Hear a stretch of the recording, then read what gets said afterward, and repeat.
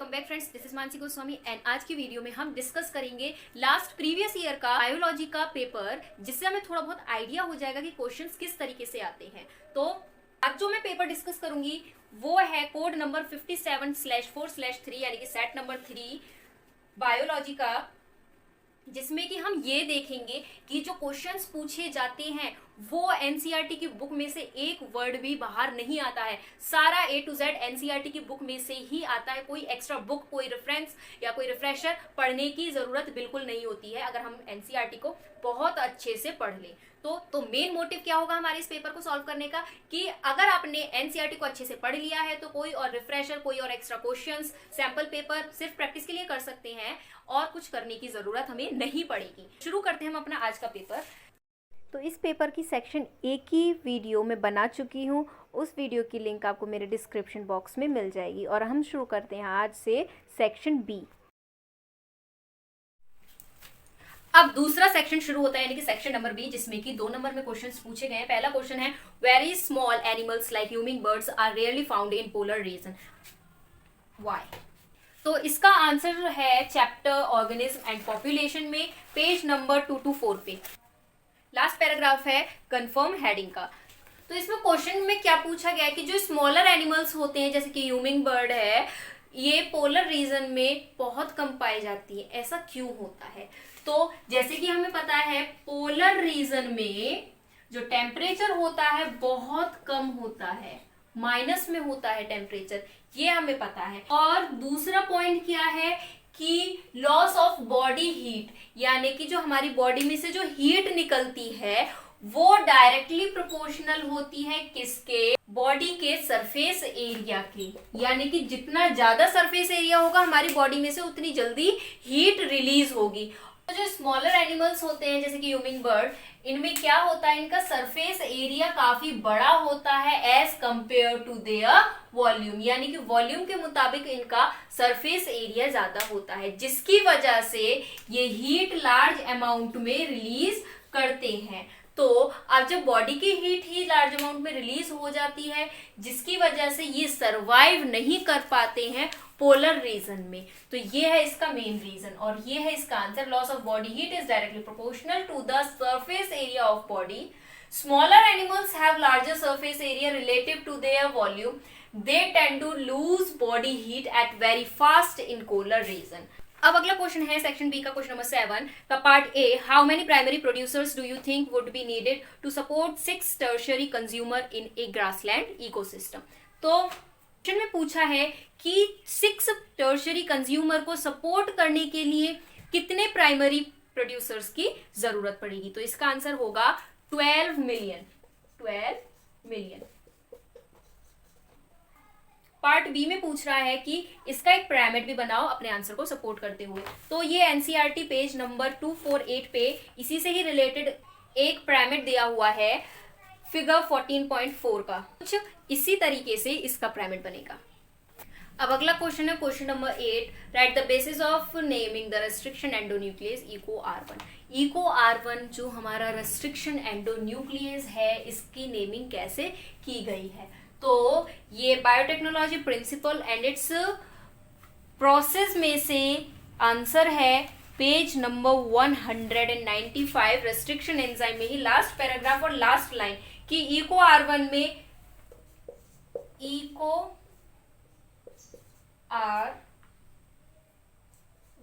तो इसका first letter जिस ऑर्गेनिज्म में से इसको आइसोलेट किया है उसके जीनस को रिप्रेजेंट कर रहा है, यानी कि एस्चेरेशिया। उसके बाद सेकेंड 2 लेटर जो हैं ये रिप्रेजेंट करते हैं किस ऑर्गेनिज्म से लिया है उसकी स्पीशीज को, यानी कि कोलाई, एस्चेरेशिया कोलाई यानी कि स्पीशीज।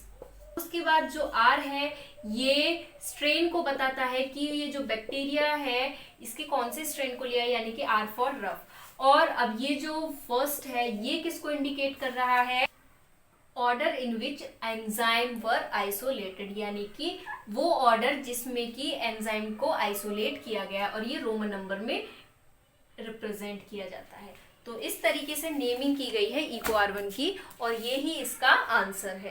अगला क्वेश्चन है question number 10। Name the type of acquired immune response and special types of lymphocytes involve in providing them.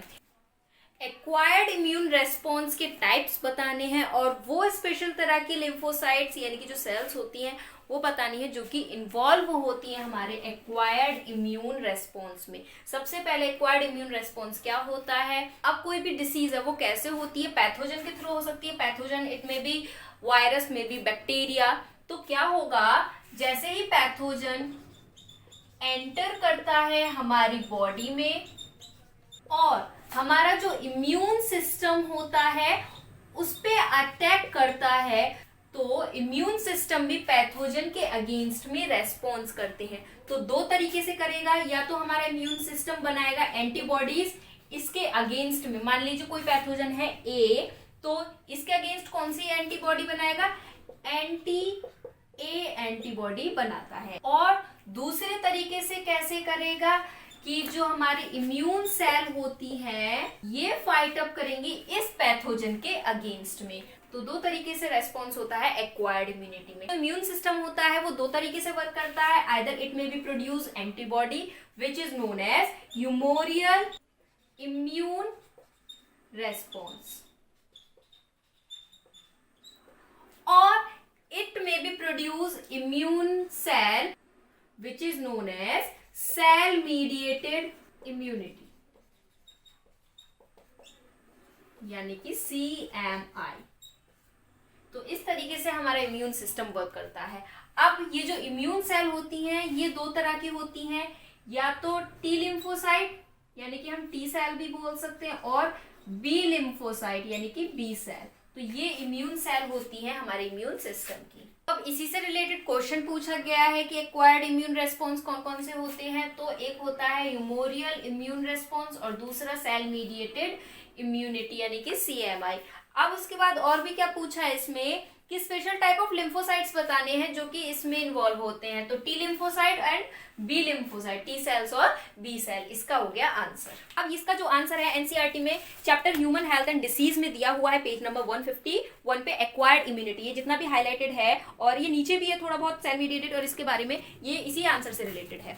तो इसी के ऑप्शनल में एक और क्वेश्चन दिया हुआ है, name two organism belonging to the two different kingdoms that are commonly used as bio fertilizers and how.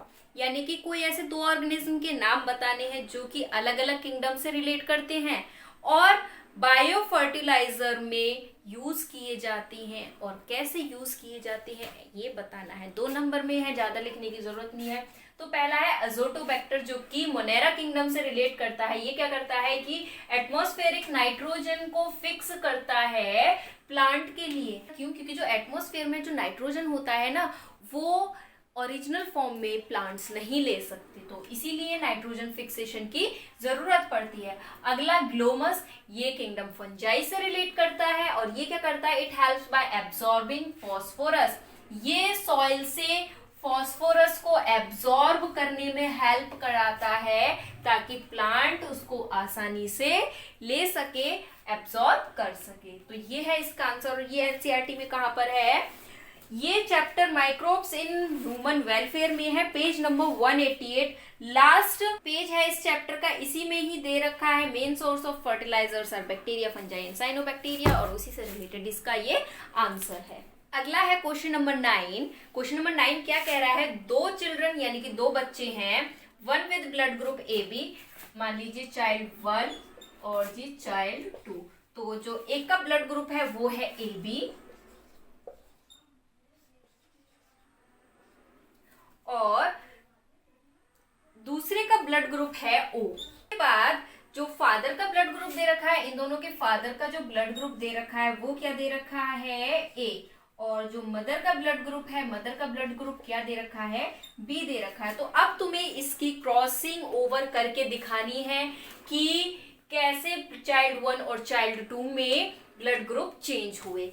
तो ये जो क्वेश्चन है ये chapter principle of inheritance and variation का है और किस टॉपिक से है, कोडोमिनेंस टॉपिक से लिया गया है। इसका एग्जाम्पल जो ब्लड ग्रुप है वो बहुत अच्छा है।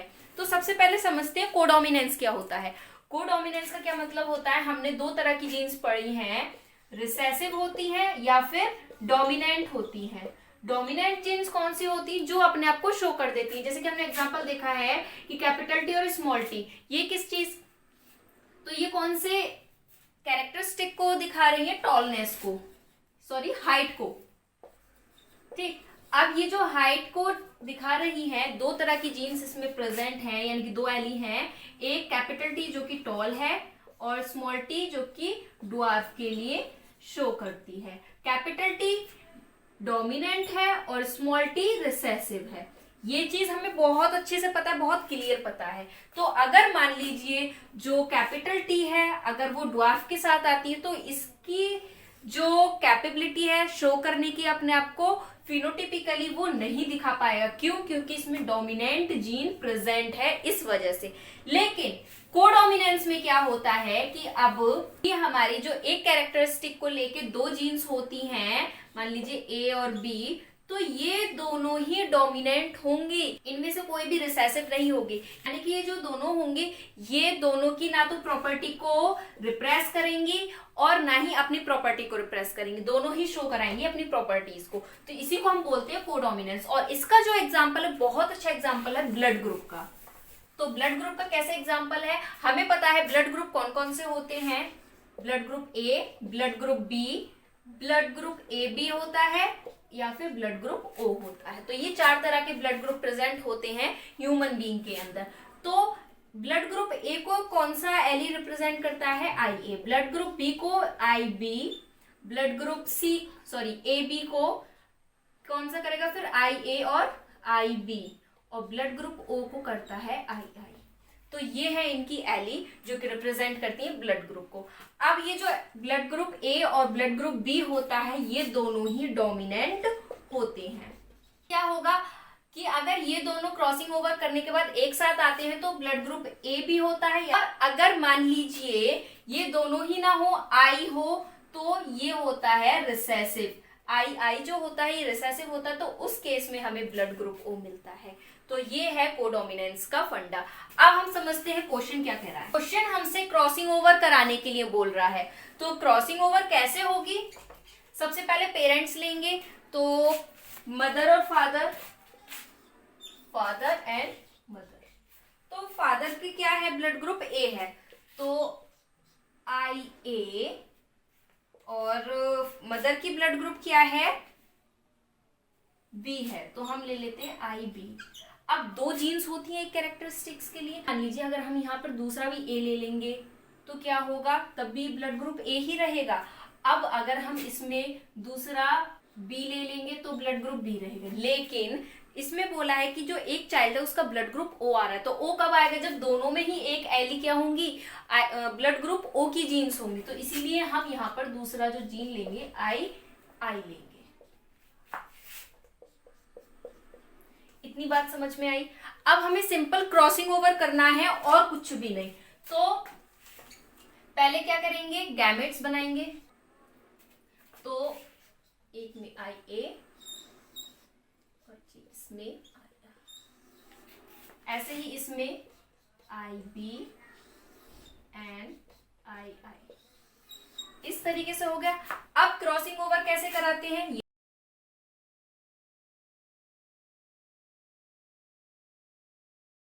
अब जो हमारा F1 जनरेशन आया है इसमें ब्लड ग्रुप क्या क्या हो सकते हैं? ए भी हो सकता है ब्लड ग्रुप, कोडोमिनेंट दोनों अपने आप को एक शो करेंगे। दूसरा ए और आई, तो आई तो रिसेसिव ये शो नहीं करेगा, तो ब्लड ग्रुप ए आ सकता है। अगला बी और आई, तो आई रिसेसिव है तो ब्लड ग्रुप कौन सा आएगा? बी आएगा। और नेक्स्ट वन इज दोनों ही रिसेसिव है तो ब्लड ग्रुप ओ आएगा। अब जो चिल्ड्रन दिखाए हैं दो बच्चे, तो कौन कौन से है जिसका ब्लड ग्रुप ए बी है, यानी कि ये वाला गैमेट ट्रांसफर हुआ है। और दूसरा कौन सा है जिसका ब्लड ग्रुप ओ है, यानी कि ये वाला गैमेट ट्रांसफर हुआ है। तो इस तरीके से हम कराते हैं क्रॉसिंग ओवर कोड। अब सेक्शन बी का लास्ट क्वेश्चन है, why are certain animals called transgenic? Give an example of such an animals that is being used for testing the vaccine safety for a specific human disease. Name the disease. तो question क्या कह रहा है कि कुछ animals को हम transgenic बोलते हैं। तो क्यों बोलते हैं? सबसे पहले जो ये क्वेश्चन है ये बायोटेक्नोलॉजी एंड इट्स एप्लीकेशंस में से कैरी आउट किया गया है। और पेज नंबर 212 पे ट्रांसजेनिक एनिमल्स के बारे में काफी अच्छे से दे रखा है और पहली 2 लाइन ही इसी चीज को डिफाइन करती है। जब हम किसी भी एनिमल में उसके डीएनए में मैनिपुलेशन कर देते हैं, मैनिपुलेशन का क्या मतलब है, चेंजेस ला देते हैं, कैसे, एक्स्ट्रा जीन को उसमें इंसर्ट करके, तो वो जो एक्स्ट्रा जीन होती है वो एक्सप्रेस होती है उस एनिमल के अंदर, तो उन्हीं एनिमल्स को हम ट्रांसजेनिक एनिमल कहते हैं। अब जो ट्रांसजेनिक एनिमल है उनके बहुत सारे एग्जांपल्स भी बहुत बायोलॉजी के बहुत सारे फील्ड्स में भी यूज किए जाते हैं, लेकिन आपके सिर्फ किस एग्जांपल जो पूछा है वो किसका पूछा है कि उस ट्रांसजेनिक एनिमल का एग्जाम्पल देना है जो कि वैक्सीन सेफ्टी के लिए यूज किए जाते हैं, टेस्ट करने के लिए, क्योंकि जो भी कोई मेडिकल लाइन में वैक्सीन बनती है तो हम वो डायरेक्टली ह्यूमन बीइंग पर टेस्ट नहीं कर सकते क्योंकि उसका कुछ नेगेटिव इफेक्ट भी हो सकता है, तो इसीलिए हम ट्रांसजेनिक माइस का यूज करते हैं। और फिर इसमें पूछा है कि किस डिसीज के लिए ट्रांसजेनिक माइस का यूज किया गया था, तो जब पोलियो वैक्सीन का फॉर्मेशन हुआ था तो पोलियो वैक्सीन को टेस्ट करने के लिए ट्रांसजेनिक माइस का यूज किया गया था। और ये जो आंसर है एज इट इज ऐसा ही इसी से नेक्स्ट पेज पर है 213 पर वैक्सीन सेफ्टी में।